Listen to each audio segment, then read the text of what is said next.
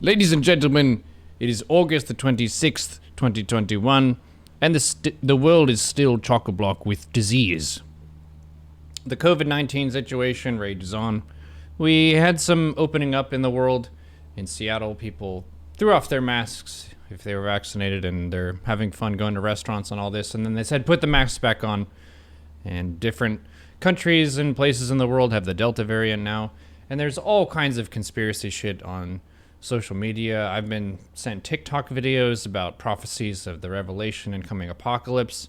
And we have WIllblur coming back once again, who is an expert in immunology, but we're going to see if he's been brushing up on his biblical research here.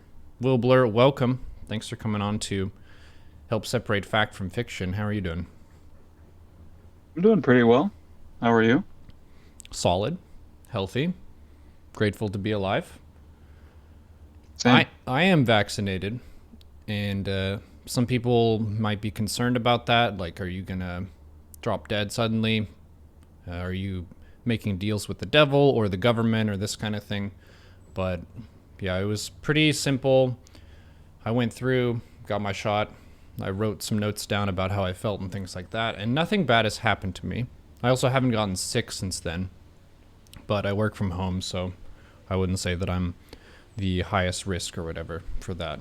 So I guess a question would be, what is the big picture status of, say, vaccination in the U.S. and how are we doing? Big picture is the initial wave of vaccines when they became available um, for the public early this year. Uh, the pace has waned. Initially, there was this really rapid, um, almost awesome, in the sense it was like it filled me with awe. The logistical challenges that were anticipated and met in delivering hundreds of millions of doses in a matter of months. But since the initial uptake, as you've probably read in the news, in the US, I think we've probably hit what I think is unfortunately an almost saturating limit of um, vaccination. The people who really wanted them have gotten them, and the people who are pretty resistant to them feel like they're really dug in to their trenches and will probably remain resistant. That And being by said, resistant to them, you mean they're not enthused about taking the vaccine rather than that they have like a magic resistance where it just doesn't work on them. yeah, good catch. Because resistance, right, means a lot of different things, especially in this conversation. Yeah, resistant to taking the vaccine. And there's all kinds of reasons for that, and one which I hope we get into when we talk about the immunology is that I think a lot of people, if you're especially younger and you try and live a healthy life as best as you know how to define that, they feel like they have a natural immunity, a natural robustness about themselves. And so they're not, when they weigh what they perceive as the relative risks of the vaccine to the disease caused by SARS-CoV-2, they come out in favor of banking on their own immunity. And um, that's, I think, one of probably a half dozen or a dozen reasons why folks now are just not interested in getting the vaccine. Um, for I think a minority of people in the I don't want the vaccine camp, they were worried about the regulatory processes and were perhaps waiting for FDA approval of especially the newer, I suppose, formulations of vaccines that we've seen with this pandemic, specifically the Moderna and Pfizer mRNA-based vaccines. Well, the good news is, as of this week, Pfizer's vaccine received full FDA approval. Whether that nudges some hesitant folks to getting vaccinated, we'll see. The I'm now I'll say uh, perhaps a disclaimer here. I'm an immunologist. I am not an epidemiologist. I have experience in virology, but I wouldn't say I'm an expert in that either. And in terms of public health, that's an entire other, discipline.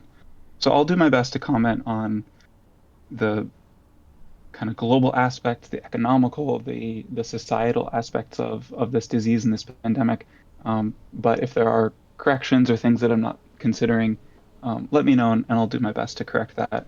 Um, and even where the immune system is concerned, it's so fantastically complex that no one person could ever know the answer to everything. So I'll do my best here, and hopefully this is still a helpful conversation. Touching on Um, people who are resistant to it, I do have some like family members and such who they trust their own, I wouldn't say immunity to it in those terms, but their own mhm, ability to get sick and get over it. Because I think a lot of people put it in a category of it's like a flu, which I mhm. don't get flu shots regularly, so why should I get a shot for this kind of a thing? And that has some personal consequences, some consequences for other people. I'm kind of curious if during previous pandemics, if there was a similar tug of war. It's like an ideology tug of war of how people are talking about it. And in this case, it got heavily politicized, where people on the left are a lot more in favor of it, and people on the right are a lot more wanting to rely on their own immune response and, I guess, distrusting of the government making this a free thing. I think there's a general suspicion for things that we don't understand really well. And like an mRNA vaccine, your standard layperson isn't going to be able to articulate how that works. So that makes it uncomfortable, I think, just psychologically for people. I don't understand how this medical technology works. There are other medical technologies that I also don't understand, but if it's worked for me or for other people in the past, then I can trust that result. Whereas with this, it's a new technology. It's something that hasn't been used in previous, like widespread vaccination. So I think that's where a lot of the skepticism comes from, rather than we're looking at statistics of the vaccine doing a lot of harm. That's not the case. But if you have a few, it's like emotionally salient examples of, I'll hear from a family member that, well, this thing happened where this person got a blood clot after they got the vaccine. Therefore, you shouldn't all take the vaccine because this scary story happened. But statistically speaking, if you're looking at all the people who have taken it, it gives you a decent resistance buff and it's not super dangerous. Right.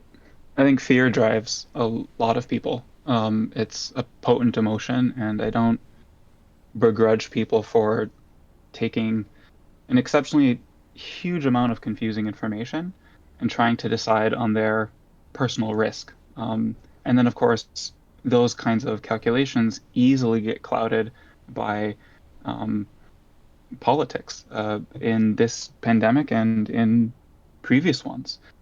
So, like, I think as we know, the disease and its treatments have been incredibly politicized. And so if your baseline thought process is to usually filter decisions like this through your political worldview, then it's not surprising that there would be 50% of the population right now who don't want to take the vaccine on purely ideological grounds. And then I think what a lot of folks in that scenario will do is then do a little bit of rhetorical or logical backfill. So they may come to a conclusion based on personal feelings or politics, but then what they tell others is, oh, but I'm worried about this risk or that conspiracy, or this piece of misinformation, even though fundamentally what may have happened was a gut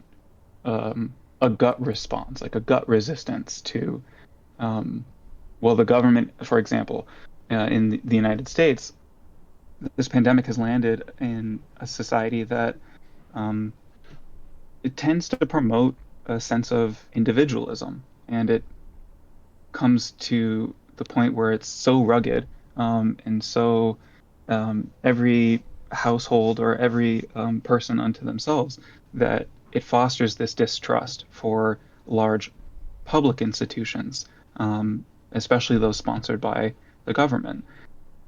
So this is the backdrop against which this pandemic lands, and we find a year and a half, 2 years later, that the U.S. is not getting great vaccine uptake. And I think part of that had to do with the politics of 2020. But I think it's also partly uh, just the societal, um, the kind of society that we've lived in for the last few hundred years. But as I want to go back to this idea of so besides the, I think maybe clouded judgment that people might have when it comes to taking a vaccine or weighing their risks, if we put all that aside, uh, there is this calculus that I think any reasonable person has to do, which is, well, how much do I know about my own body? How much do I trust my own life experiences vis-a-vis infections and disease? And how much do I trust or understand um, this new technology, this new disease? And how much risk do each of those things carry? I And I would think a lot of say people, especially, go for ahead. me, I sort of want to go through my own process of rationalizing the vaccine being a beneficial thing because ultimately I'm not someone who was a part of creating these things. So everyone's putting some measure of belief in whatever information that they're taking in, whether that's more based on fact or more of a conspiracy just based on assertions. In any case, you're going to have to make a decision and you're going to need to have your reasons for it. If we go back to the kind of individualist culture of America and why I wouldn't be skeptical that the government is using this as a control mechanism or that it's poisoning us in some way is that even if you're purely for profit, in America we love money. That's one of the main things of we should all be working hard and earning more bread and all this kind of thing. Even if they're just being selfish and wanting us to be good workers, you want your workers to be healthy. Like thinking about it from StarCraft terms, you'd prefer to have full HP workers that are able to consistently do stuff and drive the industry and drive the economy and that kind of a thing. So to me, it wouldn't make sense for the vaccine to be some major deterrent or I guess to the detriment of its population. That would not be in its own self-interest, even if you consider the government to be a selfish and or slightly evil entity. In that case, it would still be to its plus to make sure that all the people can go to work and keep society moving and that kind of thing. We're of no use to them sick.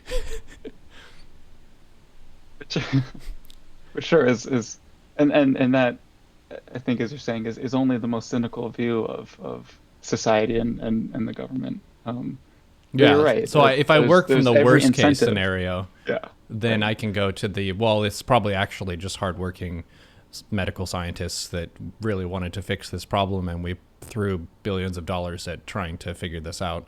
So in that sense, I'm pretty amazed and grateful that we have people with such a great level of expertise that we can keep pushing medical technology for. Because honestly, medical technology should be one of the things that conservatives and progressives can be united on. That's a big point of frustration for me is that health should come before your politics and all this other stuff. Because if you're not healthy, then you don't really have much. So we should be able to get on the same page with this, but unfortunately we are not. Yeah. When it comes to public health decisions around especially SARS-CoV-2 and the pandemic, it's been disappointing to see so much political rancor. But I think on an optimistic note, I will say that funding for the public science agencies, the National Institutes of Health, the National Science Foundation, are two of the major organizations that my field of immunology gets its money from. That those funding decisions are made by Congress, and thankfully, those are usually bipartisan agreements. Um, there's really only ever a few representatives who want to hold up public funding for science and progress in medicine for really inane kinds of reasons. But generally, these bills pass with support from both sides. So at least at the mundane, kind of boring congressional funding for the NIH level, um, there's agreement that funding using public money is part of this overall public good strategy, and it leads to amazing discoveries. So we were talking about the new RNA vaccines and kind of the fear surrounding them that a lot of people have, and that leads them to hesitate getting the vaccine. They'll say, "Well, it's too new. It's too soon. It's too fast." Well, it's all of those things. It's so soon and so fast. In some sense, it's so fast because of the robust science apparatus that we've developed in this country over the last, I'd say, several decades. The progress that we've made in understanding this virus, the disease it causes, and how to treat it is precisely because you have thousands and thousands of labs in this country collaborating with labs and scientists all over the world that we can build a vaccine and get it into the arms of people within the first year of even knowing that this virus existed in the world. Um, so I think that's one kind of remarkable part of the history here of our 2 year pandemic. Um, and then the other part that I think gets overlooked is the decades of research that went into developing the RNA vaccine in the first place. Um, and this is where I have quite a bit of sympathy for people. They'll make a decision based on fear, an uninformed standpoint. They don't know how the vaccine works. They don't know what it might do to them in the short term and in the long term. And it's hard to make a decision when you're presented with two somewhat scary alternatives. And so, one thing that I wish we talked more about in kind of public discourse was the history of research that went into developing these particular vaccines, and how much time was spent optimizing every little facet of it so that it generated a robust immune response that was still contained and safe and wasn't an over exaggeration. So Um, what you're talking about is tracing the scientific lineage of this technology, because every tech that we have, it's if it's modern and advanced, it would have been kind of discovered and developed based on pre-existing technologies and understandings. And there were like periods of trial and testing with the things leading up to that that ended up being this kind of final form of what we have for the rounds of vaccines for COVID. But it didn't just come out of thin air. It was off the back of some previous medical understanding. yeah, that's exactly right. Um, and that's decades of work in labs, in vitro, using animal models of disease. And then even prior to the COVID outbreak, there were mRNA vaccine trials already happening. And so, in addition to the tens of thousands of people who were initially enrolled in Moderna and Pfizer's um, clinical trials, there were thousands of individuals who had previously received different versions of RNA vaccines for different diseases. And so, yes, I will be the first to admit, within a year of identifying a disease, developing a vaccine, and getting FDA approval, that is remarkably fast. Um, but that's compared to every other disease and outbreak and thing that we have tried to treat in the past. And I think it's less, to me, what I view is it's a testament to what science and medicine looks like in the 21st century. Um, and that hope that we can look forward to more instances of this, of a technique developed carefully in a lab over several years being more readily applicable to a current need and a current problem. Um, that is provided that the regulatory process works and that these things are safe. And that's another thing that I think people who are hesitant to get the vaccines are not maybe willing or able to hear is that in terms of clinical trials, these vaccines have enrolled far, far beyond the kinds of numbers of other clinical trials. And I think they did that because they wanted the power to be able to say, this new therapy is safe and efficacious, with safety coming first. Um, There's an interesting question in the chat that kind of links in with the desire for some people to just not take it, get sick with it, and get over it. They're asking if people who have gotten COVID and recovered from that, if they should be required to get the vaccine. I guess the question is, do we know what the comparative resistance is for someone who has previously gotten sick with it and fought it off versus someone who got the vaccine? yeah, that's an awesome question. It's probably the $1 million question, or one of many in the field. So we don't really So know. that, well, I'll do a lot of talking, and we'll see where we end up at the end. The short answer is I'm not sure. The long answer is, well, let's look at the evidence.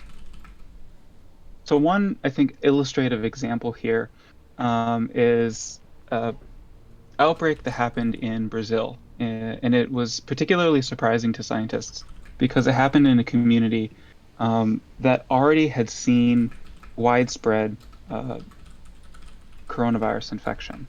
And so they had estimated that something like 70% of those people had already been infected, which is approaching the kinds of levels that you would want if herd immunity was going to be achieved.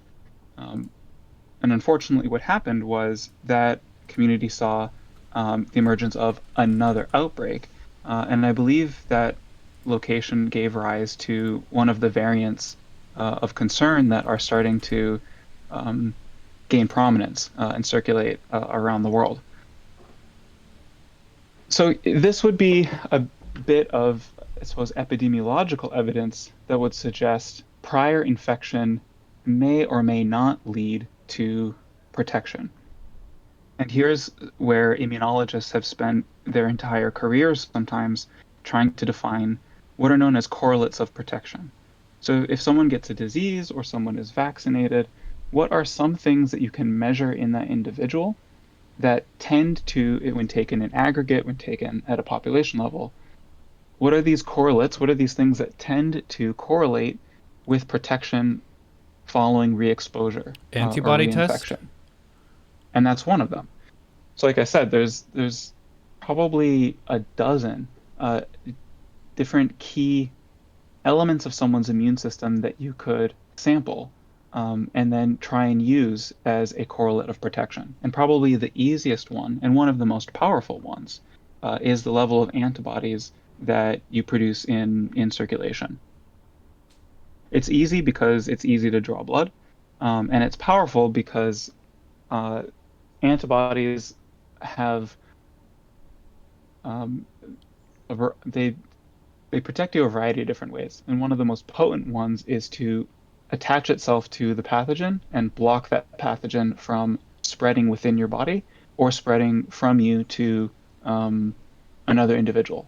So they can block transmission within your own tissues as well as transmission person to person.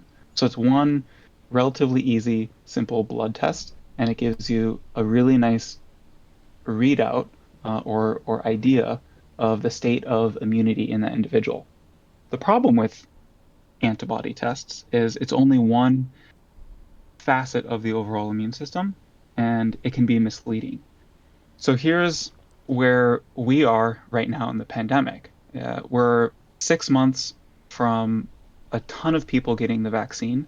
We are longer than that from a lot of people getting infected and sick, and we're tracking the levels of antibodies during the course of infection and then that long period of recovery. And one thing that should happen, one thing that normally happens in an immune response is contraction.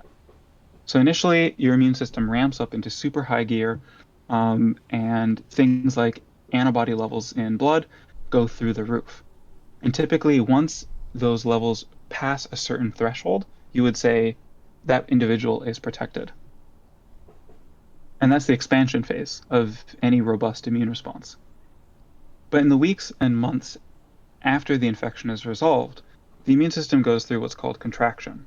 And so the B cells that produce those antibodies diminish in number, and the amount of protein, the antibody itself that they make, can also wane with that.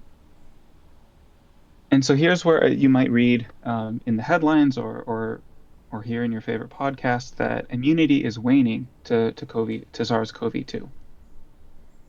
And this is where I, as a cautious scientist, would say here we're getting into very gray territory.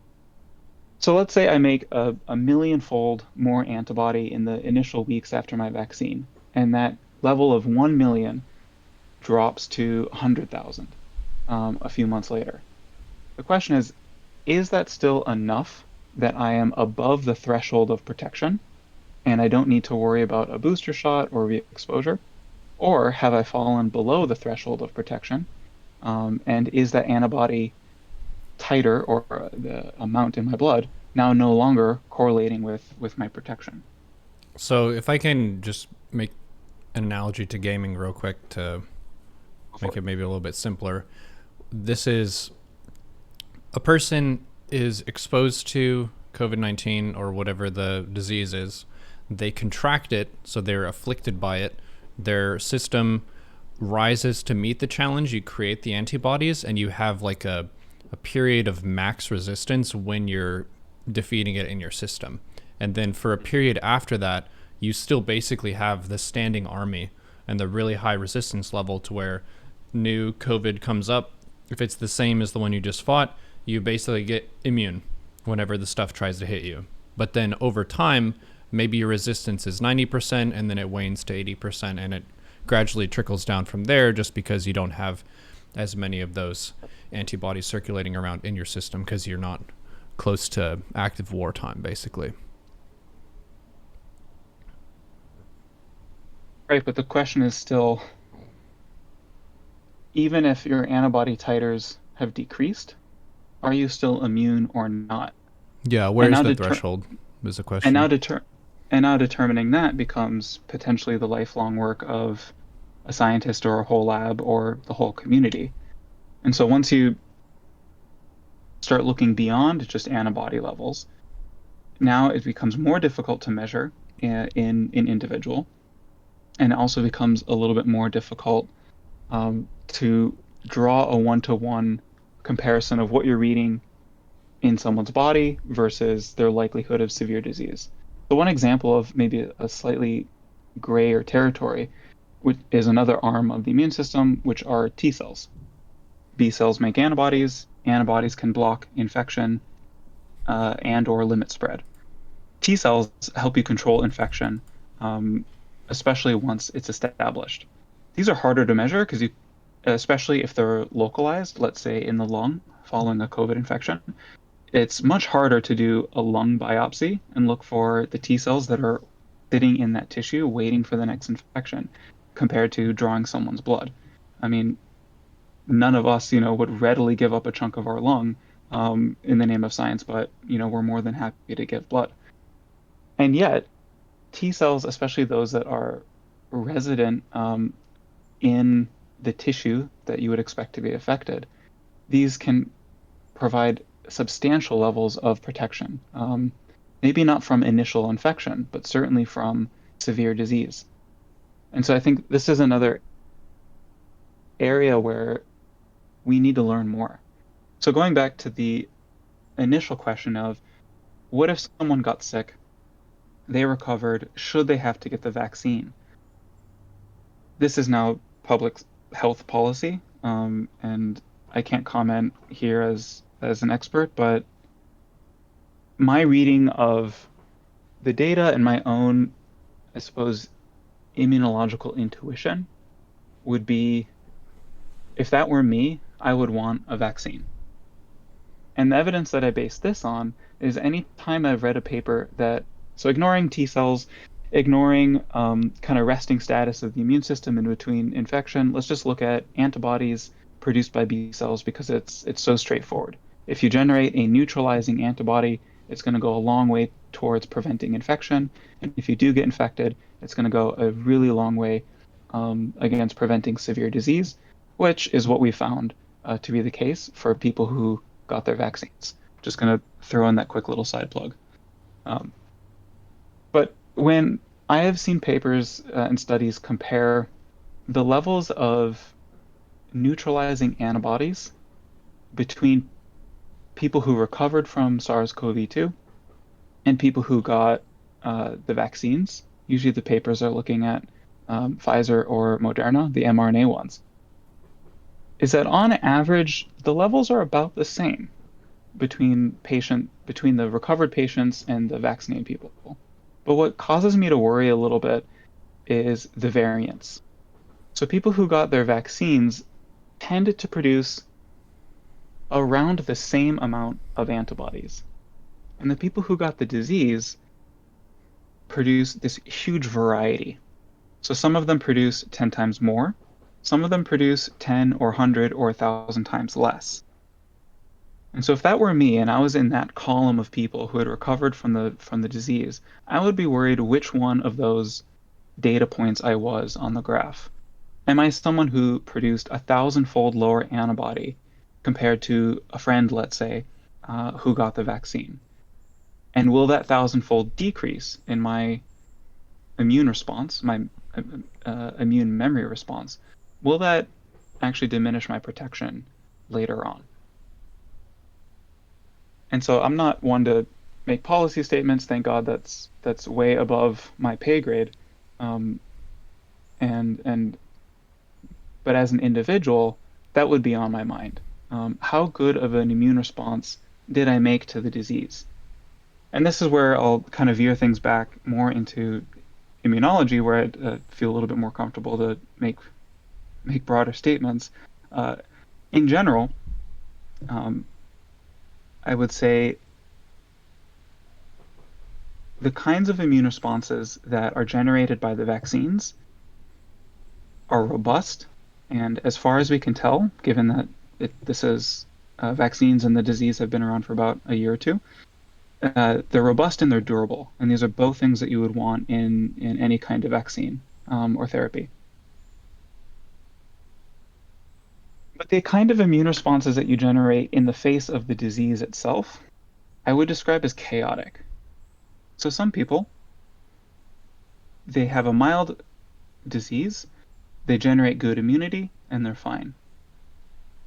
But for the people who have severe disease and for the people who end up in the hospital, what we're learning about this particular pathogen and the disease it causes is that it's highly variable what kind of immune response you might make. And that really worries me.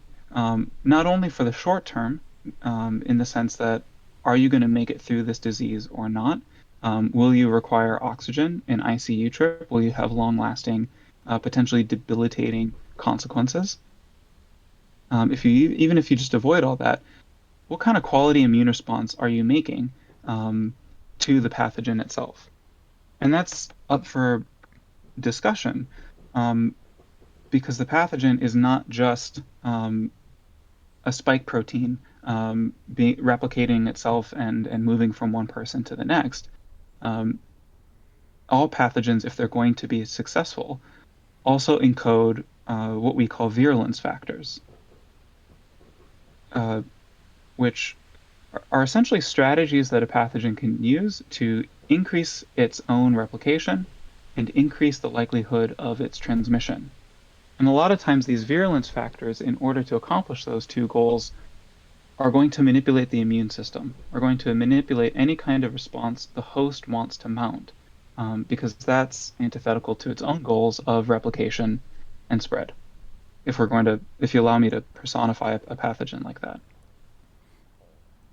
So it's all of these virulence factors that, while modulating the host's immune system, can lead to, depending on the host, their genetic background, their kind of life history, can lead to these really chaotic immune responses.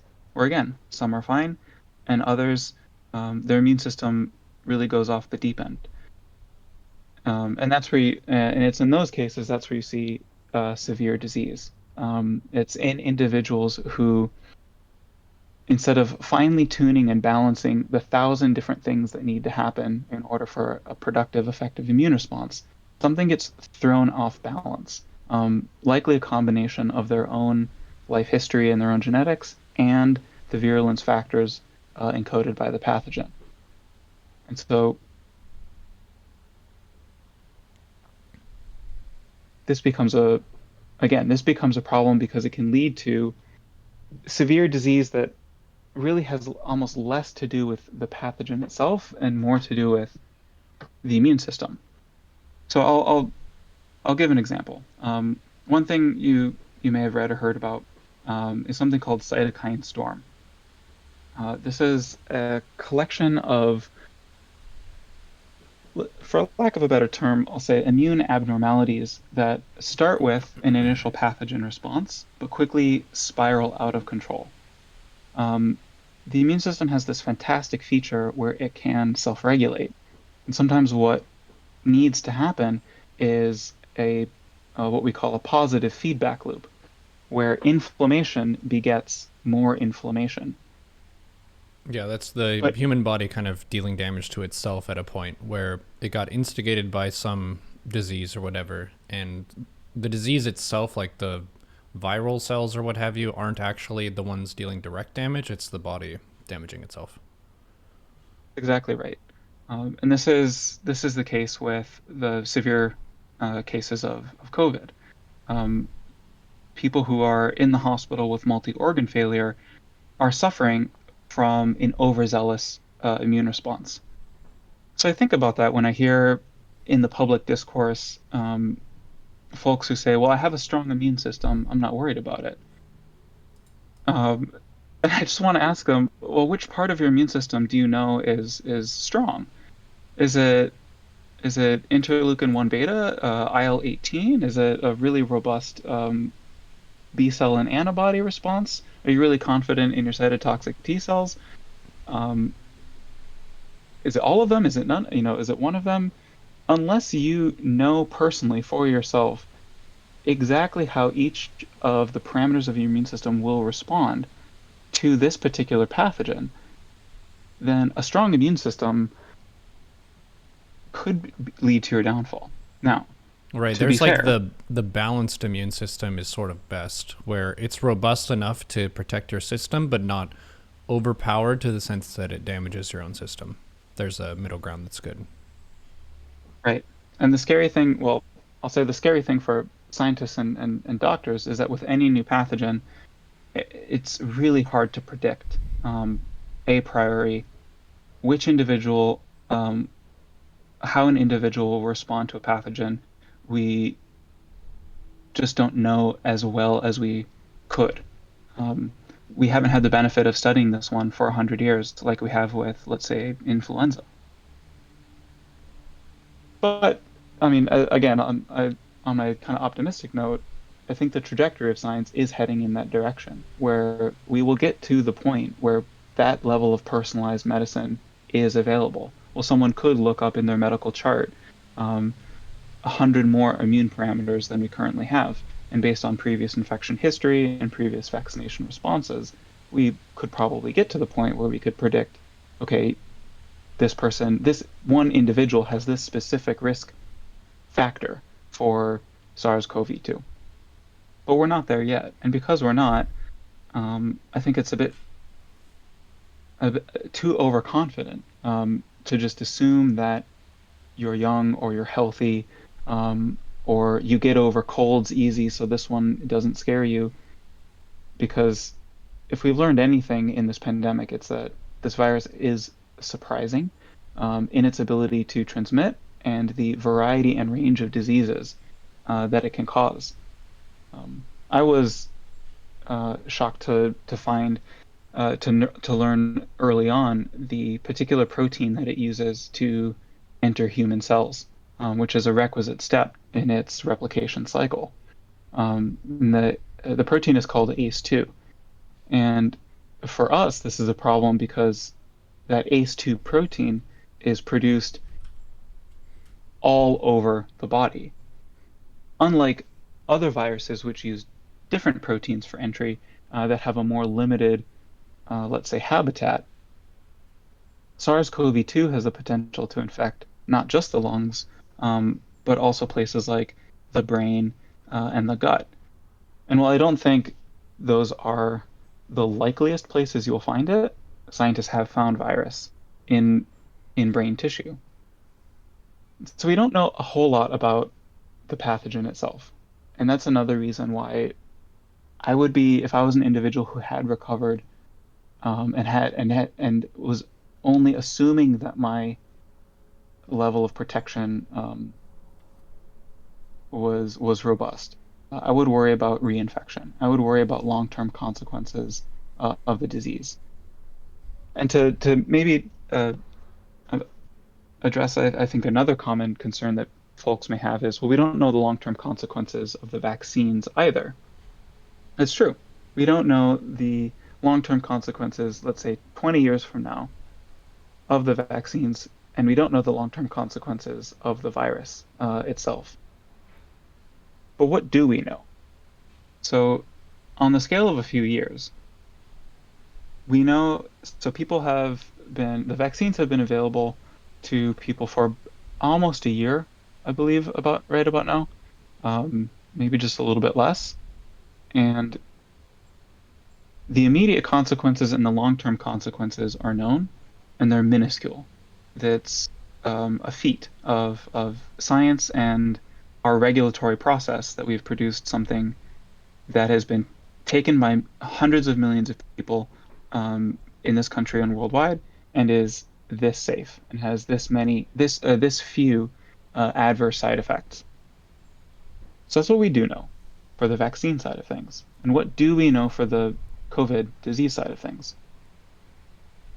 We know that long-term disease is possible. While not well understood, we know that things like long COVID are possible consequences of sometimes even mild infection.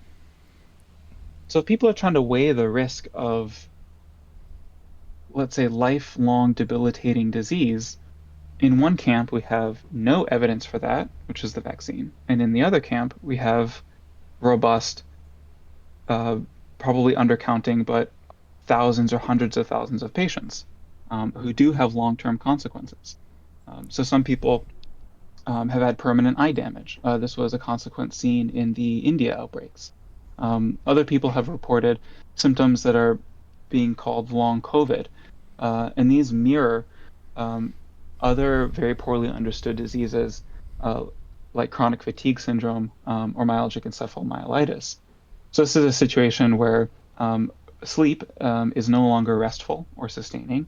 There's chronic fatigue. There's cognitive impairments.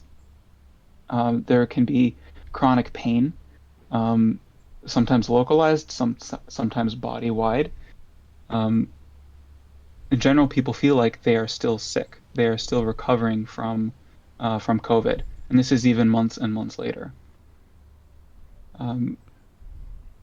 Not to mention, as someone is reminding me, long-lasting lung disease directly as a consequence of the immune battle that took place at that primary site of infection. So what you're saying is we haven't found any consistent long-term issues with the vaccine, but there are, at least for some much greater percentage of the population than vaccine issues, there are issues with long-term contraction of COVID where they have effects that stick with them for a longer period of time, and that's been confirmed. Exactly. There was a quick comment that I want to address and kind of shoot down real quick in the chat about someone said, be a man and let natural selection take its place. Just to be clear, if there was not modern medicine and we took that route, I would have died in my first week of being alive. I had an asthma attack, I think right after I was born, pretty close to that. So if I was not in a medical facility with doctors who believed that keeping me alive was the right call, then I would not be here streaming. I'm sure many people have some example of a life-threatening illness or ailment or condition that they went through at some point, where if they didn't have these modern medical techniques, they would be dead. I think apoptosis as well. Not to like call someone out, but he's talked with his stream about needing to get regular blood transfusions. He's one of my favorite people in the world. He's like a brother to me. So that kind of attitude, I would say, can like fuck right off. Excuse my language. But yeah, we should prioritize each other's health, I think. Right, and it I feel like that attitude um, sort of ignores all of the other benefits. I mean, anyone saying that, I feel like is just ignoring all of the other benefits that are available to us as a consequence of our natural selection, which was to develop these huge and magnificent and wonderfully sexy brains. So our natural selection was to get smart and then help our species survive. And if part of that is medicine, then how is that not part of our evolutionary history? And as a side note, animals take other animals besides humans. They're also known to self-medicate. Um, I forget exactly which species of primate, but they're known to only chew on a particularly bitter leaf when they're infected with parasite. It's usually disgusting and unpalatable to them, and there's no reason to munch on this particular plant. But whenever they're sick with parasites, intestinal parasites, they'll eat this, and it was later confirmed that there are antiparasitic compounds in those leaves. So uh, birds will self-medicate, elephants, primates. So that's part of natural selection is knowing your environment, noticing patterns, and understanding what's beneficial and what's detrimental to your health. Um, and that, I mean, and then on top of that, usually people who say that are also ignoring all of the childhood diseases that they survived because of their own, because of the availability of vaccines. They're ignoring all the times that a minor cut or infection was disinfected with antibiotic and never led to uh, gangrene or tetanus or sepsis. So yeah, those people can hack off. Well, as a general human situation, you can get the spooky reaction to any kind of medicine, right? So it could be cough syrup. You have a sore throat, you're coughing a whole bunch. Someone offers you a bit of cough syrup. You could point at that bottle and say, I know of this one person who had some of this and then they died, and I don't want to take this. That's a sort of event that it doesn't necessarily need to be us looking at COVID. We could look at anything. We could look at any form of medicine and be skeptical about that. The question is, what does the evidence say? And that's the most important thing. One of the themes in the chat that I've noticed is a lot of people really want people to have choice about whether or not they take the vaccine. A lot of people are resistant to the idea of, say, a company requiring their employees to get it. That feels unfair and wrong to them. And it actually made me think of loot management in World of Warcraft, in the sense that for a given loot system, people love choice. They like being able to make a choice, even if the end result would have been the same.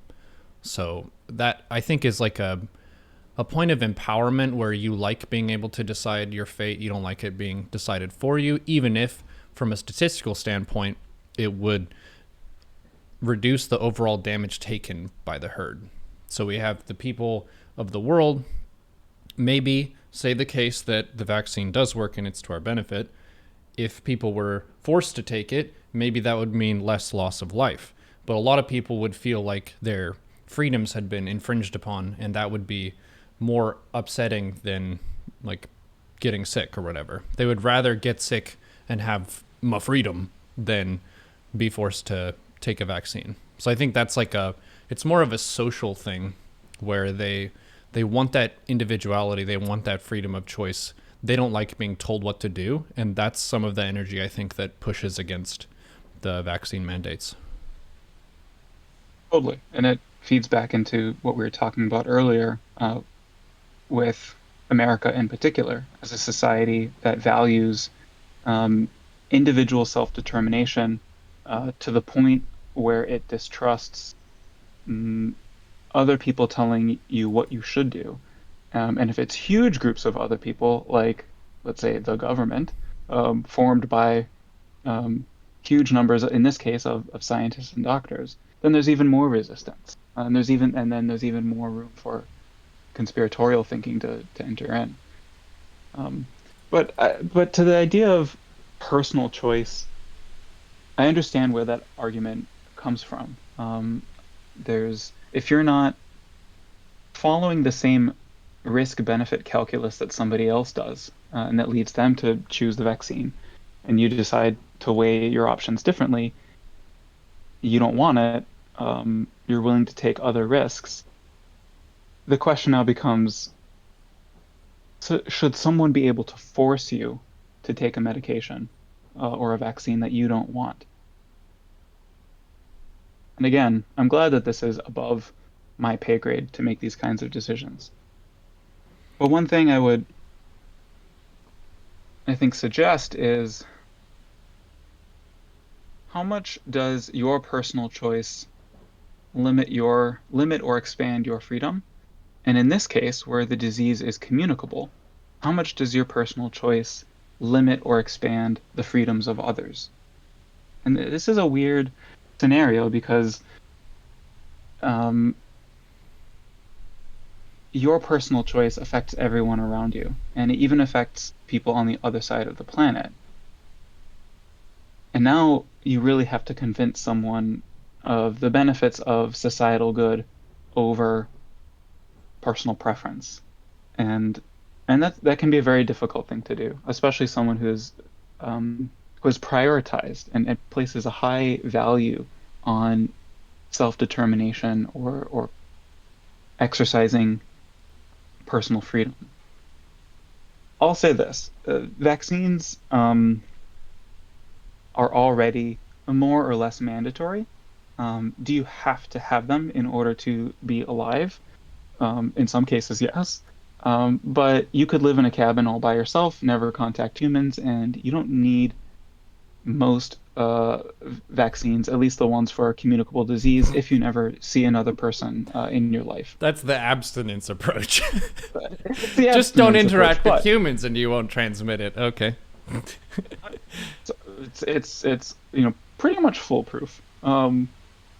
However, that's not how most people want to live their lives, and for most people, that's not also not their idea of freedom. Their idea of freedom involves the rest of society. It involves going to places they would like to go and interacting with the people that they find there. And so now we get into another precedent, which is vaccines are mandatory for a lot of our public institutions. If you want to go to a public school or a university or participate in some group setting, you have needed proof of vaccination already at multiple points in your life. And in terms of precedent in society, this is one more um, that I think makes sense. Because in the absence of it, um, well, we saw how in the absence, or we're seeing how in the absence of this protection, what that does to society and your personal freedom. I personally um, have no problem with my employer telling me I need to be vaccinated if I want to work in person alongside other individuals. Because to me, it's part of protecting those people, and it's also me protecting myself and my family from all the other filthy people in the world. So to me, that allows it's one step in one direction where it's someone telling me what I have to do, but it also opens up all these opportunities to do the things I want, such as do science in a lab with other friendly scientists. It opens all of those opportunities, and therefore it expands my freedoms to pursue my vocation. Um, and that would also be true for recreational activities. It'd be true for professional, personal, uh, you name it. So, There are so also that's how. private companies that are mandating it too. It's not just public institutions. Or there, Because or did you say? Mm-hmm. I couldn't hear you. yeah, that's right, and they have a mandate to keep their employees safe. It's in their, I would say, moral interest. It's also in their financial interest. Um, Half of their employees homesick at any given point, or what I think people don't think about is home tending to their sick loved ones. That's not good for business. And it's also not good for the overall functioning of a society if we're constantly dealing with death and plague. Um, Solving things like a lot of these pathogens and infections are what allowed us to enter the 21st century um, with such style, with such unbelievable levels of health and productivity that humanity has never known before. I think we have grown up now for several generations in a row, not plagued by diseases that for millennia previously racked people's lives and occupied an inordinate amount of their time. And so if you're spending all of this time, let's say, dealing with smallpox or leprosy, um, you have less time to pursue creative interests, to pursue scientific interests, to create art, to socialize, to form strong social bonds and meaningful lives. And I think people forget that. And in the absence of all of those wonderful things, I don't really know what freedom would look like. Freedom to what? Freedom to uh, I would say live in fear of infecting your loved ones. Freedom to constantly be dealing with disease and debilitation. To me, that's a worse of options. And so for me, the choice is relatively straightforward. It's kind of interesting that it's almost been blown up into a larger example case of whether we should be told what to do or not. It kind of seems like this is the hot button issue that we've been focused on for a good amount of time. And we have had a really polarized political climate in the US. And I think in a lot of other places where we're in a phase right now, intellectually speaking, where it's more about the strength of your convictions than it is about being open to skepticism and compromising. I've talked with Agent Smith about this a good bit when it comes to the culture of ideas in a time period.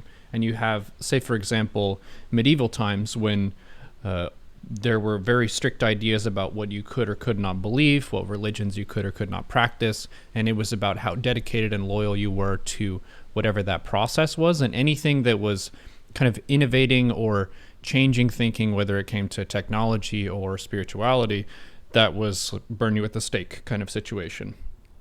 And then we have periods like the Renaissance where you have a lot of different zany ideas coming out of the woodwork, people sponsoring weird science projects that are crazy and unprecedented, and that was seen as really cool and interesting.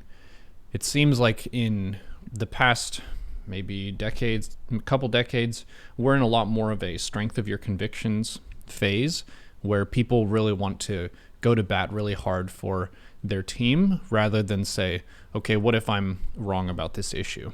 So that's one of the things that we can all enjoy together is the evidence of this whole situation is something that we will be able to learn from as we see more of what happens. Like, what are the consequences of the decisions that we're making? Because this is some huge scale stuff. This is a global crisis that we've been working through. And regardless of your opinions, I think we can safely say that we have all been affected by it somewhat. It's true.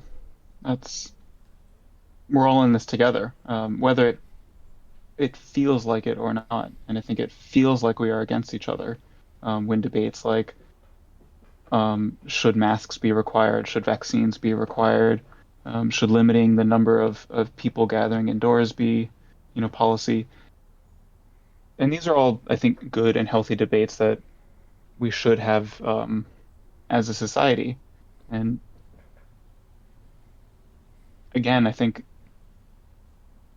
when people have these gut reactions about what should be mandated and what shouldn't be, I found it, I won't, you know, maybe project or try and convince too much on people, but I'll just say I found it very effective to put it in the context of what do I want to participate in, and what are the social contracts that I have to make in order to do that.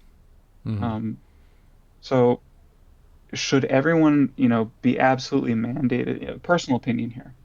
Take this for what it is, one individual with a thought. Do I believe that everybody should be forced to get the coronavirus vaccine, whether they want it or not? No. But I do believe that if you want to participate in some group activity, and that group has decided amongst themselves or amongst their leadership that they want you to have the vaccine before you get to come and play, then I think that should be okay. And that's what private companies are doing. That's what universities and governments and militaries are doing. Um, and from the and companies, by the way, I've seen from huge corporations with tens of thousands of employees, all the way down to local stores in my hometown, have decided that if you want to hang out in the store, congregating with other people with their mask, with the mask rules change week to week depending on sort of our local situation here. But if you want to come in and participate, even though it's a small store, they say you need to have a vaccine. And so that's a policy that I can get behind, because that allows, again, this social contract element of the debate to really take hold, and it allows people to still make their own decision based on their idea of personal freedom, but to take a maybe a cliche expression, freedom isn't free. And if you want to do whatever you want in life, well, that's not going to jive with other people's ideas. And living in a free society is about balancing all of that together. And I think that's what will likely happen is that vaccines won't be mandatory because of some law or edict, but they will be de facto mandatory because if you want to do anything and enjoy anything that other people in society have to offer, then you need to do your part to keep them safe. So one of the, I guess, points of encouragement is seeing that a lot of different organizations, whether it's a government or a private institution, they are uh, choosing to go for the vaccine because it seems like the right call. Over time, like obviously we're going to see the impacts of that, but if you can, the way that I'm thinking about this as a main tank and a guild leader is if we're going into a raid and there's a certain kind of magic there that we can kind of predict we're going to be taking nature magic damage, then if you equip your raiders with nature resistance, that is prudent and wise and you're going to take less damage. So that's, I think, the thinking for these companies and institutions like the U.S. military is thinking about mandating it and that kind of thing. You wouldn't be willfully wounding your own troops. That would be dumb. So for that to be the case, at least those people are convinced. Not everyone is convinced, but that's okay. This is some new stuff, and I'm grateful to talk it out with y'all.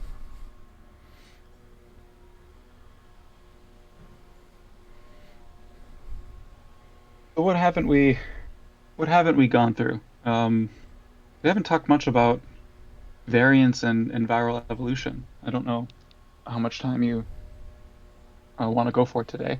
Um, but We're at an I hour think 17. We can go for if you've another seen, 20 to 40 if you're good. okay, that sounds good to me. You have to be careful though, because I could probably talk about this for as long as you'll let me. So at some point, you may need to get the cane and yoink me off stage. Um, but one thing that we're setting up conditions for is, and we've seen already, is the emergence of these variants. Um, and so to sort of lay the groundwork for what these things are, um, I would hope people understand that um, the virus requires humans to replicate. So when we talk about the virus is spreading, the virus is mutating, it removes the human factor from it. And so I think people need to keep in mind that every person who gets infected now is offering their body as a laboratory for new mutations to be generated within the virus. And anytime the virus spreads, it's because a human was close to another human. I think that's good to keep in mind because it again it focuses us on our role in viral evolution. Even though it seems like viral evolution should be its own kind of deal, um, we're part of it. We're a necessary part of it. And so the conditions that we have set up for ourselves is just enough selective pressure to now generate or reveal um, these new variants. And so what happens? An individual gets sick with the coronavirus, and the virus starts replicating itself using the machinery or most of the machinery of your human cells. But that process is what we call error prone. It makes millions of mistakes, far more than the sort of mistakes that your own cells might make when replicating, dividing, producing proteins, and going out living out their own lives. And so, because viruses do this at such a faster pace and make even more errors, the rate of its evolution is much faster than, let's say, the rate of our evolution. Our evolution occurs on the timescale of decades with every passing generation. But with this virus, it can copy itself in a matter of hours. So, in the last couple of years, um, since it's emerged and spread through the human population, imagine every infection on the planet, which, let's see, I had some notes here. As of today, there were 200 million cases recorded by the WHO. So imagine 200 million cases lasting for days and days on end. And there's a period in that time frame for each individual where the virus is rapidly evolving and rapidly replicating itself. And you have all of these opportunities for mutations. And this is where evolution can now start acting. So between the parent strain and a parent virus and a progeny virus, a mutation occurs, and one tiny facet of its biology changes. And that could be Vast, beneficial for its sake or not. exactly. And the vast majority of those mutations are going to be detrimental to its biology. It's pretty random, and if you um, tinker with anything random in a machine, it's usually going to break something. If you tinker with any random part in a random way, you're going to break it more often than not. But every once in a while, evolution hits sort of a jackpot, and the change is no longer detrimental given the selective pressure, and it becomes highly beneficial. And so we've seen that with the length of time that we've given the virus to spread and replicate. And we've seen that with the extent to which it's allowed to spread. So the sheer number of people it's been able to infect and use as engines of evolution. We've now seen the emergence of dozens of different variants, and some of those will have an evolutionary benefit. They overcome some kind of selective pressure, and then they become dominant in any given pool of a population. And so that's why you'll see headlines now about Delta variants or the initial parent strain or Alpha or Beta. And I think as time goes on, we're probably going to become all too familiar with the rest of the Greek alphabet, and we'll hear more and more about Eta strain or Iota strain, as obnoxious as that prospect sounds. And the reason why these strains become dominant and outcompete their parental um, origin strains is because the mutation that they've created um, allows them to either infect more efficiently, replicate more efficiently, spread more efficiently, or evade the immune response more efficiently. And sometimes one mutation can accomplish a few of those things, but oftentimes it's multiple different mutations that all together in concert achieve So, one what were those of those again? things. One of them was how robust it is, one of them is how easily it's transmitted. What was the other one? How easily it can evade the immune response, which sort of feeds into how good at infecting and spreading it is. But it's good to keep in mind that there there can be overlap between these different parameters. Infectivity, spread, immune response. Um, there can be overlap, but sometimes they can be isolated, one particular thing. So an example of that, just to not to get mired too much in generalities, I apologize for that if that's the case. But one example of this would be a mutation to the virus spike protein, which allows it to attach itself to a human cell with just a little more strength. We talk about affinity a lot when in molecular biology, when we're trying to imagine two proteins interacting with each other. And sure enough, a lot of the mutations that we've seen in these variants all have to do with its capacity to bind, to use its spike protein to bind to the human ACE2 receptor, which is this earliest necessary step in the virus replication cycle. So that's, I would say, the most zoomed in, I suppose, you could get when thinking about mutations and variants. Where the immune system can intersect here is that similar mutations in even just that same spike protein, similar mutations now can also allow the virus to evade the immune response a little bit more efficiently. So, for example, people who were vaccinated with the um, mRNA vaccines, the vaccine allowed their bodies to produce like a sample size of virus spike protein that was enough to educate the immune system to generate antibodies against that spike protein. And then for months later, you were your immune system was at the ready. Your body was um, fully equipped to defend itself from infection and disease because it had already seen the spike protein and was able to generate antibodies against it. But something that's concerning to a lot of scientists and doctors now is that the new variants that are prominently in circulation have these slight alterations to their spike proteins.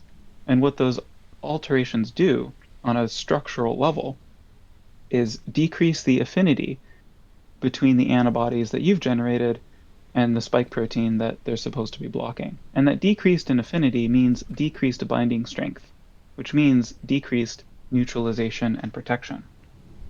And so this is where you may read in the news or hear how the how scientists are worried that the immunity is waning, which is natural over time, and that the variants are also escaping our vaccination status. Um, and this is how variants become dominant. This is how escape. This is how mutations are selected for. Um, and it's especially easy for a pathogen to do it in a population that has only partial immunity or partial protection, such as ours, where about half of eligible US people have received 2 doses of vaccine.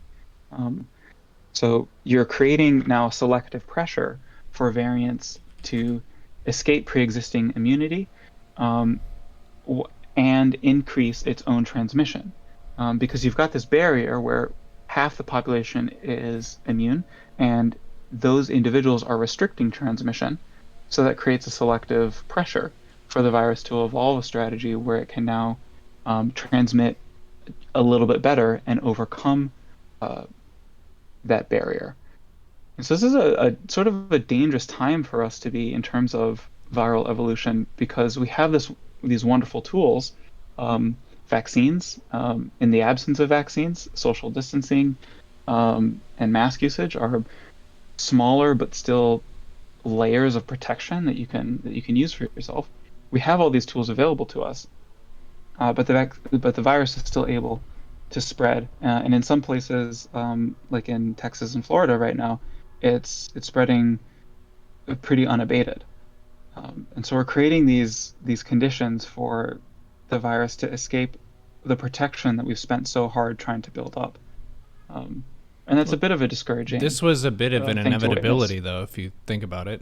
because stuff is going to open up eventually, and whenever that's going to happen, there are going to be more breakouts and a resurgence and that kind of thing.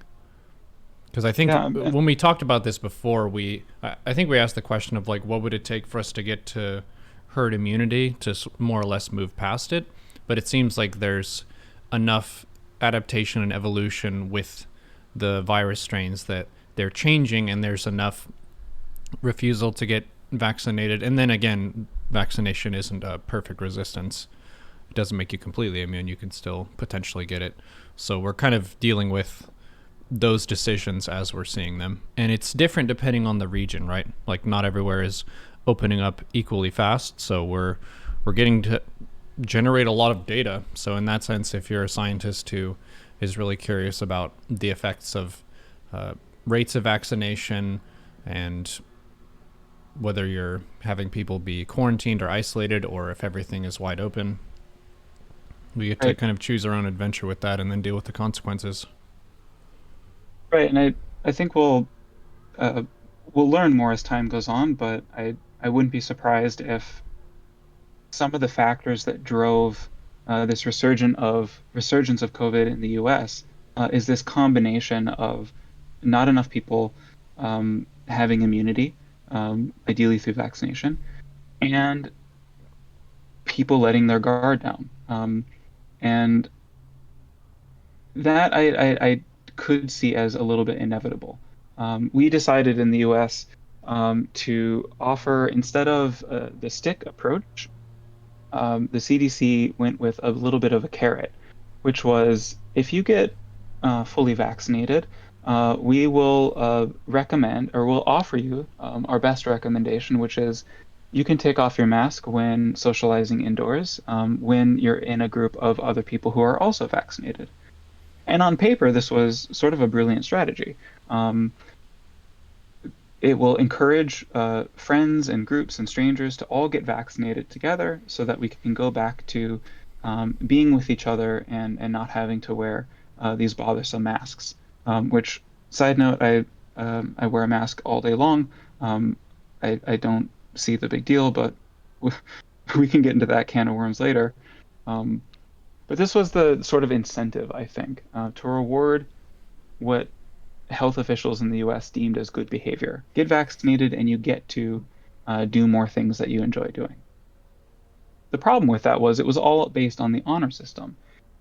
And so, as a society, more or less everyone sort of let their guard down and said, well, the vaccines are available now. Um, let's go back to congregating indoors, large group settings, no mask usage, and just sort of either assume everyone is vaccinated or just ignore it. And personally, I think this drove a lot of spread. Um, there was no longer this impetus for people to be extra careful. And some of them felt like they could get away with it because no one was checking. And then the people who got their vaccines felt like, well, I'm 100% protected now. I don't need to worry about this anymore. Um, and as you just mentioned, the vaccines aren't 100%. And especially when it comes to stopping infection and spread, um, they're they're having a hard time doing that, especially against these new variants. And again, it has to do with um, partly to do with sort of arcane principles of binding efficiency and antibody strength for spike protein. Um, but I think in something got lost in the messaging, and this is where I think it's very difficult to broadcast public health information to 350 million individuals. Nuance usually gets lost, but we're a smaller crowd here, so let's go for it. Um, what was I think rightly promoted in the early days of the mRNA vaccines, actually all of them, was just how effective they were at preventing disease. So 90% reduction, 95% reduction in risk of hospitalization, ICU, severe consequences of infection. But what isn't What's a much harder threshold of protection to achieve is completely eliminating the threat of infection in the first place. So it's one thing to say the vaccine will block the severest forms of the disease, and already that's a phenomenal achievement of science. But it's another thing then to say this vaccine will provide you with sterilizing immunity, 100% blocking of even the initial infection, one virion hitting one ACE2 receptor in one lung cell. That's a really high bar to achieve. And in most diseases and treatments that we have, that's proven impossible. But look, that just took me a couple minutes to explain. It's just much easier to say the vaccine is 95% effective, go out and get it and you'll be protected. Because that's what public health officials, that's their goal. Um, and it's much harder and maybe even impossible. And maybe why they don't do it, which is put some nerd like me up on the stage and be like, okay, well, let's talk about the difference between infection and disease and severe disease and what that looks like. And no, just go out and do what you can to get the vaccine is a much simpler, more straightforward kind of message. Um, but I do think it led people to a little bit of a false sense of security, which was these may not stop infection, they may not stop transmission, and we don't know what's going to happen with the variants. That was the case 6 months ago. And in the meantime, I think seen, we've answered some of those questions. We've learned that the vaccines do prevent severe disease. However, it was asking too much of the biology to expect that they would stop all transmission, that they would stop every single infection. Yeah, But in the meantime, it's not we perfect had a great summer. resistance. We have a sort of resistance cap where you can get as close as you can to not being sick yourself, reducing the sickness if you get it, and also reducing how much you could transmit it. But on the human, I think there's like a human behavioral side, which is the feeling of not liking being mildly inconvenienced. Wearing a mask, I would say, would go in the category of a mild inconvenience to a person. Most people can breathe fine with it on. It's a very thin piece of cloth. Many ninjas and other warriors would oftentimes wear a cloth mask or face covering of some kind, and they're still able to engage in combat maneuvers and that kind of thing. But the feeling of wanting to be with other people, to give them hugs, to talk with them. There are some countries and cultures where they'll greet each other with two kisses on the cheek or one kiss on the cheek, and that's kind of normal. From a like prudence standpoint for disease transmission, a lot of those practices are no bueno, meaning that it's going to increase the chance that you pass a sickness on to someone else. But we're human creatures and we want to hug each other. So I think if we can kind of be just honest about that desire, like we want to be close with each other. We're social creatures. We want to give hugs and that kind of thing. So it's okay if people are upset and frustrated and kind of fatigued by this process. It's natural for us to be upset by this. Yeah. There was That's a well said. question here about a treatment that's all the rage in Florida right now. Have you heard of monoclonal antibody treatment? I sure have. What So is what that? so we've talked a lot about antibodies, and one of the wonderful things they can do in the context of viral infection is block the virus's ability to attach to your cells and initiate the infection.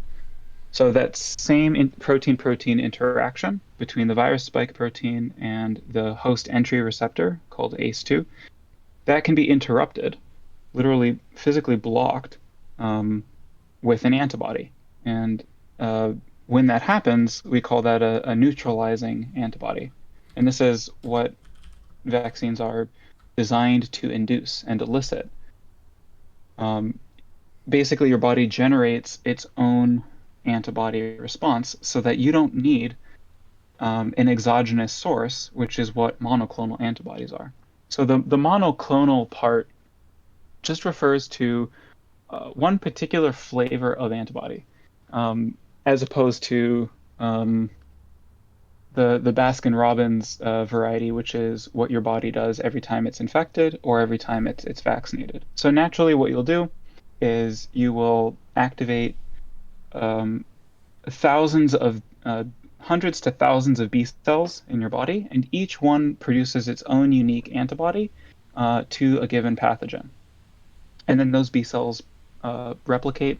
Uh, they go absolutely wild, and that's one of the ways that you amplify your own defenses. And in the process, those 100 B cells turn into millions of B cells, and they produce billions of antibodies. And this is how you achieve immunity and protection from disease and hopefully from spread. That's what you do when you get sick and launch an immune response. That's what happens as well when you get vaccinated. So monoclonal refers to what one B cell is able to produce, which is one antibody that targets one particular little facet of the pathogen. In this case, we're usually talking about the spike protein. So, following infection or following immunization, you would generate what's called a polyclonal antibody response.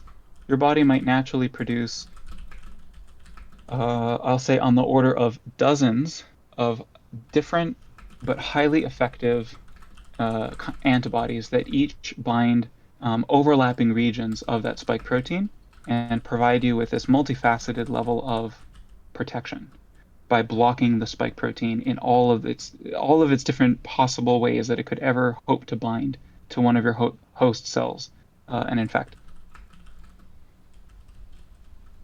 So it baffles me that people are clamoring for a monoclonal therapy when they could get a personalized in-house, much cheaper, long-lasting polyclonal response if they got vaccinated. So I think this is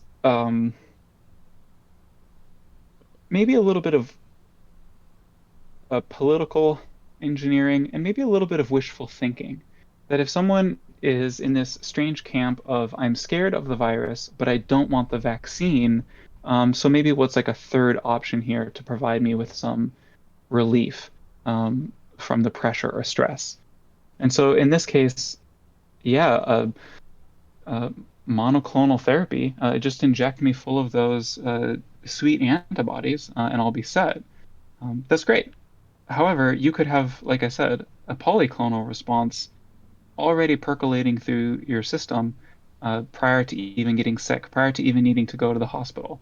And by the way, the vaccines are free. Those monoclonal therapies are likely on the order of tens of thousands of dollars because it's a lot harder to grow a vial of antibody in a lab and inject it into you than it is to get your own spleen and lymph nodes to do it for you.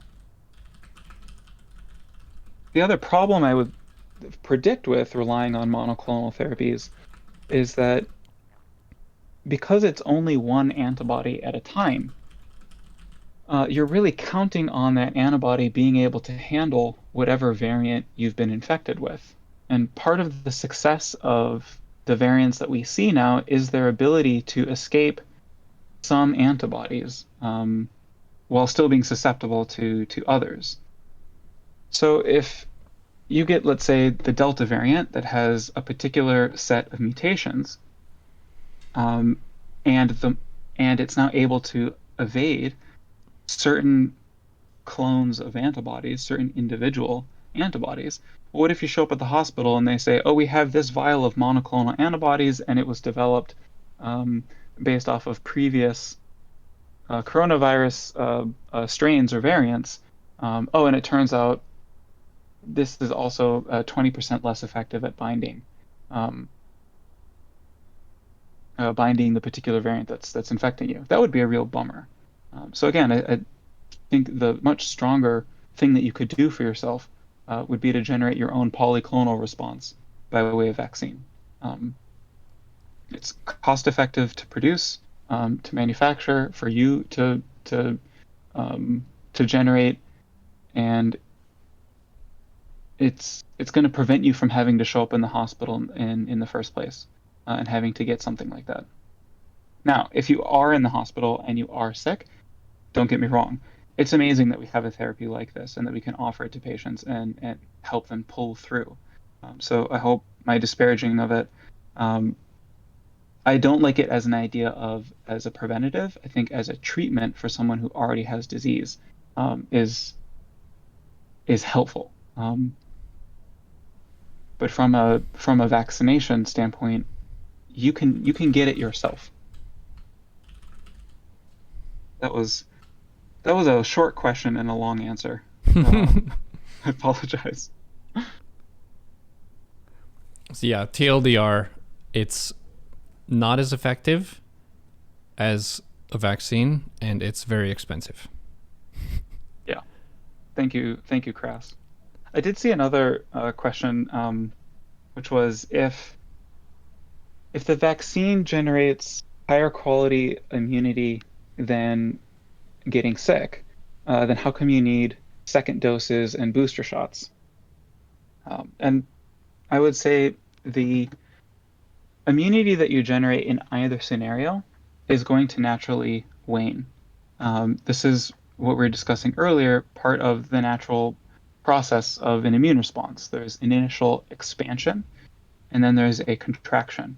And that happens because you don't always want to be generating a robust immune response. It's energetically incredibly taxing on your body. There's an entire metabolic rearrangement that needs to occur in order to um, actively combat a pathogen.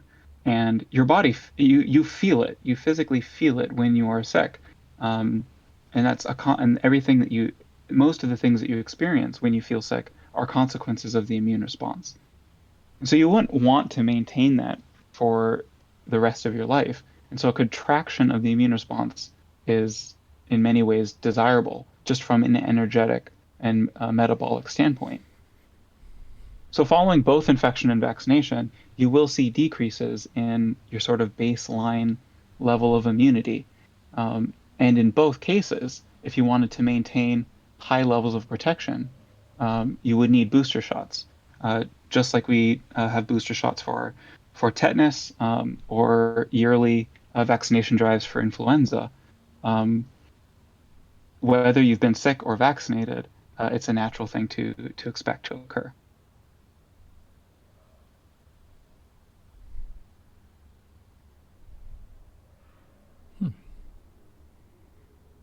Resistance is not perfect or complete. It is just reducing your chances to transmit and reducing the severity of the sickness, but it's not a 100% deal.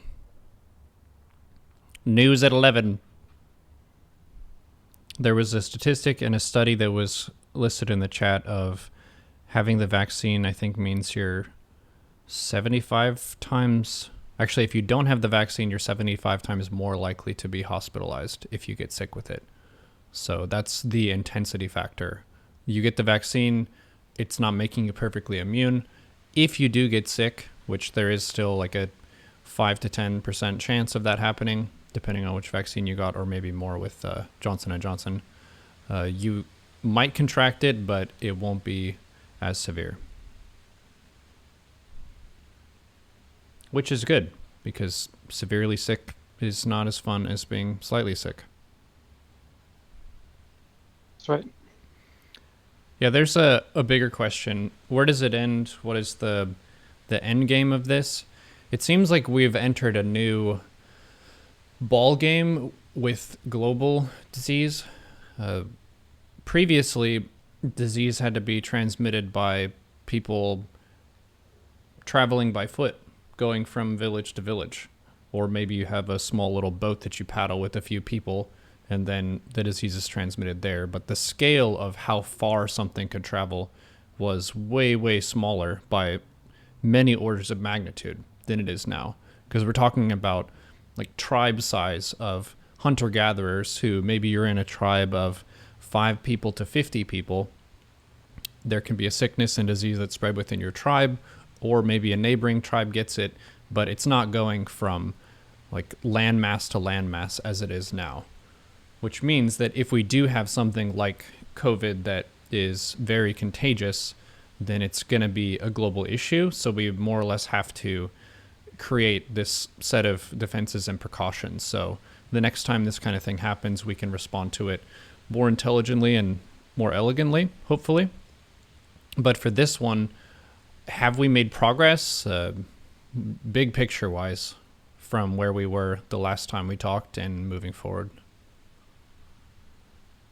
I think we've certainly made progress. If nothing else, our scientific understanding of the virus is growing in leaps and bounds every week that's passed since you and I had this conversation, where we've discovered exponentially more things about the virus and about immune responses. And we're getting better at treating it, at predicting severe disease before it happens, and gaining a better understanding of how spread is happening. I think back just to a year or two ago, and how much we've learned about what drives spread and transmission. And we've noticed we still encourage people to wash their hands, but it's definitely secondary to more powerful preventative measures like masks and vaccines. And that's one thing um, that we've learned. As far as predicting the future, well, actually, let me say one more thing, which is um, so you were talking about the nature of human history and how global pandemics are possible now because of how interconnected we are. Earlier in the pandemic, when we were dealing with variants that were less efficient at transmitting, the outbreaks all occurred in highly densely populated areas. The major cities is where we saw huge spikes in cases, and that was um, true and scary because those hospital systems were easily overwhelmed and are still being easily overwhelmed. But in the last few months or a year, we've also seen these variants arise that are usually not as virulent, meaning they don't cause as severe disease. They're about the same as previous strains, but they are more efficient at transmission. They get out faster and stronger. And what that led to was an explosion of infections in what used to be protected rural areas. And that is, I think, one very unfortunate consequence of allowing this virus to get out of control and evolve as it has, is that uh, places in, let's say, South Asia, like India and Indonesia, that were spared in the first sort of outbreaks, and have now seen their own rapidly expanding rates of infection, and it's happening in places that are quite rural, and it's because it just doesn't take as much interaction or human-to-human contact as the previous strains did. Um, so yes, a global pandemic will always rely on global travel, but that doesn't necessarily mean that you can there are too many places that you can hide, which is rather discouraging. And so it's with that in mind that I look towards the future and wonder um, whether it's feasible to imagine an end game involving complete eradication. We've done it before, rarely, but it has been done with some kinds of pathogens. But with this one, given that it can likely infect animals and it will be hard, therefore, to completely eliminate the wild reservoir, probably something we'll deal with for the rest of our lives. Will it be exactly like this forever? No. We've already seen the world change again and again in just the last couple years. So I don't think it's going to be terrible forever. But I do think this will be an infection that um, maybe occurs seasonally. Maybe we have to continue dealing with in unpleasant and obnoxious ways. Like, I shouldn't say obnoxious. I should say inconvenient ways like social distancing and mask usage. I think it'll be around for a while. Um, Now, if you really want to get into some armchair virology speculation, um, there's a lot of debate right now in terms of the trajectory of this virus's evolution. So, based on what we've learned from previous outbreaks, can we expect the virus to evolve in ways that will make the disease worse? or maybe make the disease less worse? And how will its transmission profile change? We talked And about a this lot in of our first conversation, which was if the effect of the disease becomes stronger and more intense on the host, it has a greater chance of killing the host, which is bad. So it's always going to want to that balance of not being too lethal, otherwise it's going to die out. That's right. And we've seen examples of that with other viruses that have become endemic. This balance between um, morbidity and mortality. How much does it hurt the host? And in doing so, how much does it limit its own window of replication and spread? So one theory is that as a coronavirus, we could expect this one to decrease its uh, pathogenicity, how much disease and misery it causes, uh, and that would allow it to increase the window in which it can spread. The bear is nodding along with me. Um, but we won't know, I suppose, until we get there. With, like I said, this has happened in other viral infections where the disease burden has decreased, but that has meant a greater transmission, and that kind of further solidifies a particular pathogen as something that's endemic and just a fact of human life. Um, but it could also take a different evolutionary turn, and that is if um, if if the virus doesn't cause severe disease until much later, let's say 2 weeks after you get infected, then it doesn't really matter in terms of its selective pressure or its evolution. If it's able to spread within those 2 weeks very efficiently and then kill its host later, um, then that's still a huge problem for the host and sort of a sneaky tactic for the virus. But I can't predict which way this will go. What I hope, though, is that it's well contained and that if it continues to evolve like it has been, that the variants that are selected for are ones that generate little to no disease and maximize its own replication and transmission.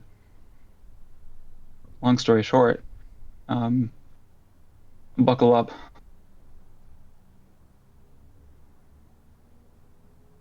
Buckle up, we're going to have to keep doing stuff. We're gonna have to keep taking care of each other. Yeah. When can we hug each other and just like not have to worry about masks anymore? Ballpark, 2 years, 4 years? Well, that was one of the carrots that the CDC offered earlier this year, which was if you're both vaccinated, you can congregate indoors, you can hug, you can. It was sort of telling people, you can meet your grandkids, you can go and see your friend that you haven't in 18 months. Um, so that's the recommendations that I've still followed. If I limit the amount of contact that I have indoors um, with strangers, and I wear a mask at work, and I wear a mask wherever I go when I'm at the grocery store or anywhere else. And that way I can be fairly confident that my household is vaccinated and virus free. That way, if I go to another household that has the same kind of guarantees, then I'm very confident that I can take off my mask and give people a big bear hug. Hmm. Um, and that's what the CDC was recommending earlier this year in their initial drive to encourage vaccination. Is that with the benefits of protection that you get from the vaccine, um, you and other likewise vaccinated people um, can start to go back to a little bit normal.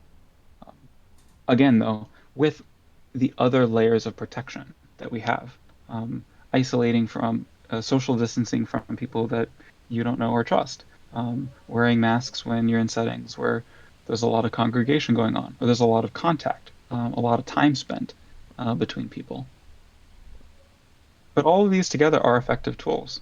And I think the more they are accepted by the more people, the more all of us can go back to not worrying so much.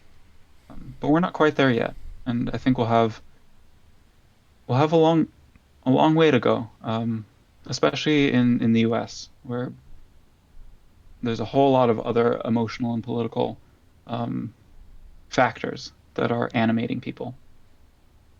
Yeah, I've talked some about the difference between individualist culture and collectivist culture. For a place like China, for example, they're more of a collectivist culture where the group fate is weighed as much more important than the individual fate and choice than it is in the US. So for things like vaccine mandates and things like that, they would be a lot less resistant to the idea. It would be more so, I'm doing my part, is the attitude. Whereas in the US, it's but my freedom for a lot of people is their first reaction to it.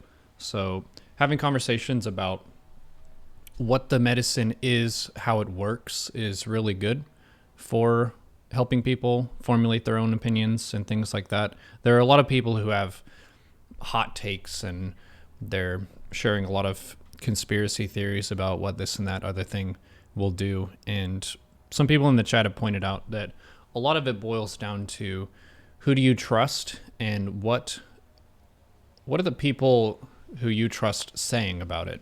And you're Hmm. oftentimes going with the first thing that you heard about it. That's kind of an anchoring bias.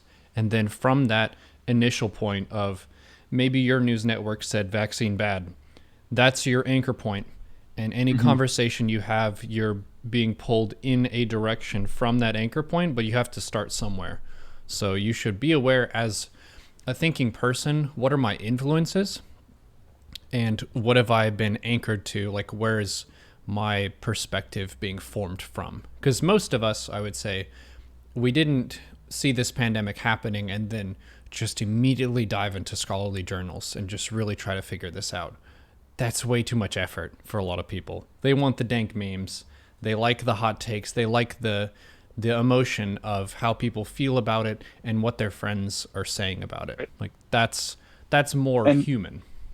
and to be fair, diving into those scholarly journals is impossible for anyone without a PhD. One, you can't access the information; it's behind a paywall in a lot of cases. Mm. And then two, if you could get to it, um, the terminology that scientists use to talk to each other is inaccessible to a lay audience. Um, so that's why we rely on hopefully effective and likable public health figures to try and translate that.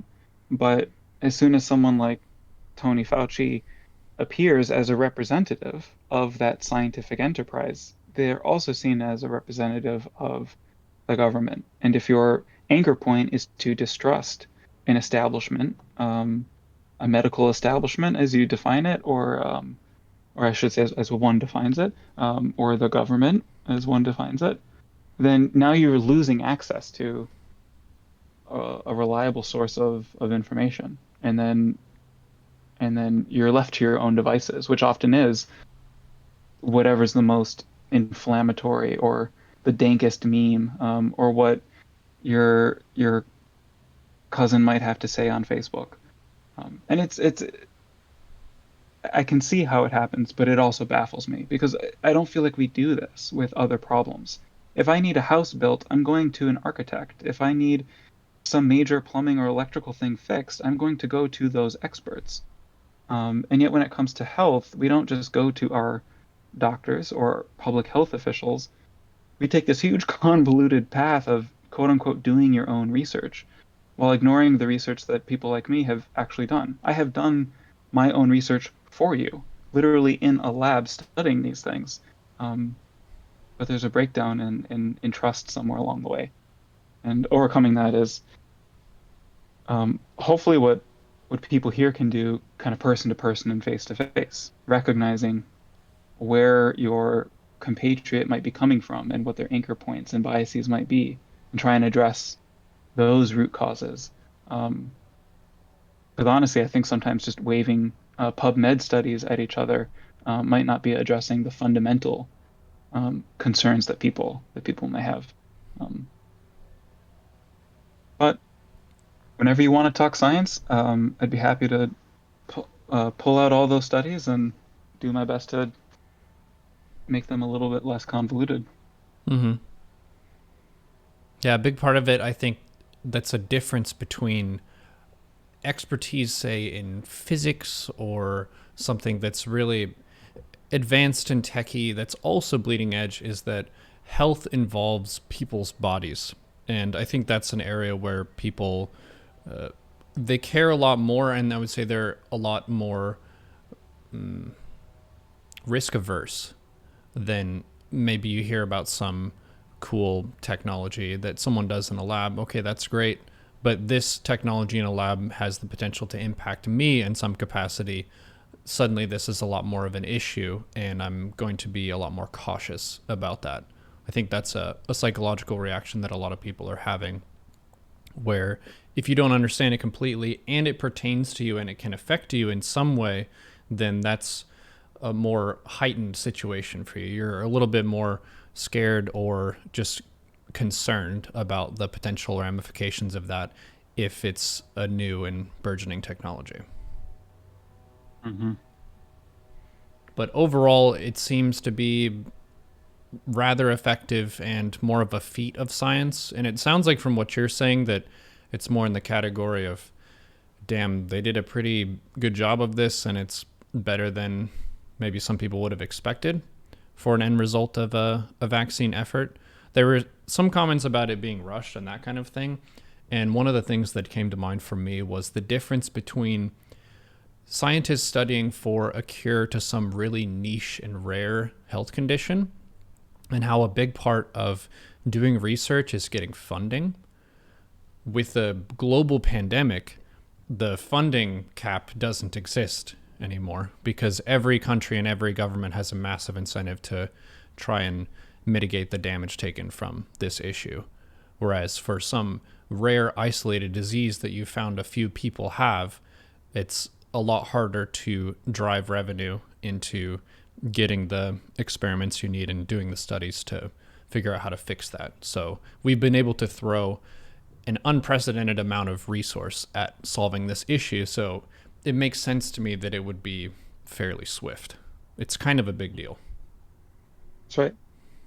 And we were set up to. We had the apparatus, we had the decades of background research, and the level of the response was warranted because this was one of the largest and probably fastest spreading global pandemics humans have ever witnessed, at least what we know from recorded history. But and that's a feature of modern life. And but I would again say that, for people who say, well, this was developed too fast, going forward, this is what the regulatory process is for. You can be damn sure that places like Health and Human Services and the FDA are going to keep an exceptionally close eye and scrutinize this disease and its treatments with just as much, if not more, rigor than any other medication previously released. And that's because it's a disease that affects 7 billion people on this planet, and it's going to be a set of vaccines that are in the bodies of hundreds of millions and billions of people. So at some point you have to trust the dedicated scientists and doctors who will spend the rest of their lives studying the disease and making sure that what we use to treat it and help people are safe and efficacious.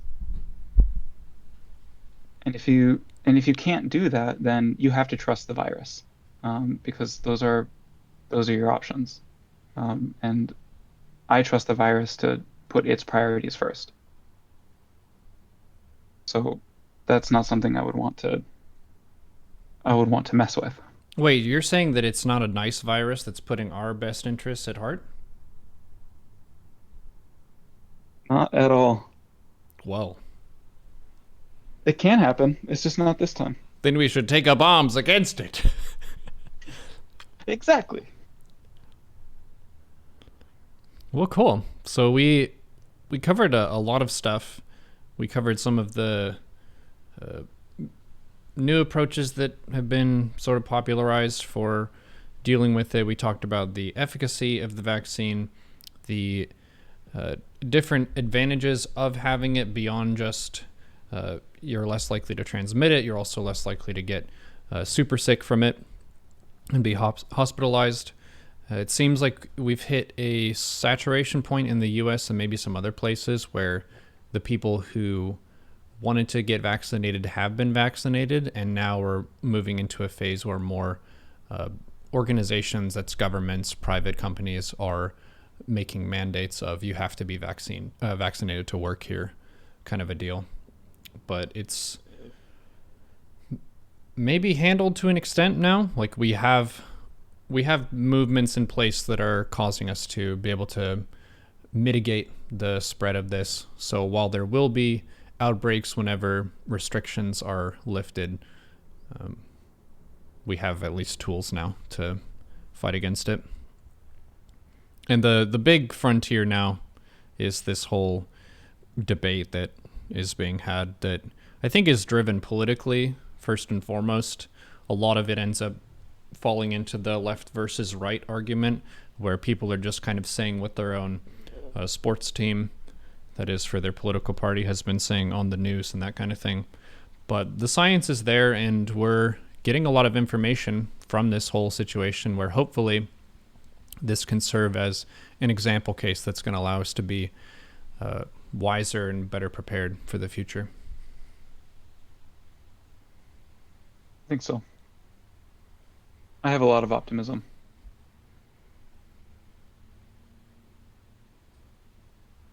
It's a very spicy topic. I want to also thank you for your courage in coming on and talking about it. This is your department with immunology to an extent, but still, it's one of the hot button issues that you can tell some people they've been on that juice of like, this is a huge issue where we need to like rise up and fight against the government and all this kind of stuff, and that energy has been ramped up to the point where the conversation topic is present, and they bring all that energy and just go to bat in the chat. Like the anger level from what would be a normal StarCraft stream, say they're at like a 1 or a 2 because they died to a Protoss cheese, you have a vaccine conversation and people come into the chat sometimes with an anger level of like a 9, where otherwise you've seen them be very, very quiet and friendly and peaceful. So good on you, WIllblur. Thanks for having the gumption and grit to talk about this on the internet. You're very welcome. It's fraught, but it's something I hope my doing so does a little bit of good. I do wonder if astrophysicists, if they do sort of public chats, if there's anyone who stands up and starts talking about globalist sterilization programs and 5G conspiracies, or if they just get to talk about stars and stuff, because that would be wonderful if someday we could get to that point with immunology and vaccines. Let's just talk about the cool nerdy stuff and not have to deal with the 5G transmitters that will, I don't know, have you heard? I heard it beams to aliens, but like the bodacious kind, the alien babes. Wow. So you might actually increase your chances of sweet alien love, Star Trek style, if you get that booster shot. Chat, regardless of what you believe, I hope that you have good health now and in the future. I hope that you stay safe and look out for yourself and your loved ones, and maybe even people who you don't know personally. Maybe you could have a care for them as well. Health is serious and it's important. Stay hydrated. That's something that I hope that we can all agree is a good step. Thank you, WIllblur, for your time. This will be on YouTube. I'll kind of give a disclaimer that we do with Agent Smith as well. I'm not an expert in any of this stuff. WIllblur is an expert in immunology, but throughout the course of this conversation, we've kind of veered towards psychology and some other stuff and how people are responding to the pandemic and that kind of thing. So if we said anything wrong, stupid, or biased, feel free to share in maybe the YouTube comments of anything that you've discovered or if we made a mistake. I think you and I would both prefer to be correct rather than to be incorrect and firebrands about it. That's right. Science is about getting to the right answer, not always having it from day one. So. Like Day 9 said, a debate should be more about two people digging for the truth together instead of trying to win an argument. Cool. I think we can call that a episode 2 of the COVID situation with the esteemed immunologist WIllblur. Thank you, sir, for your time. Welcome. Take care. Yep. Good health to you.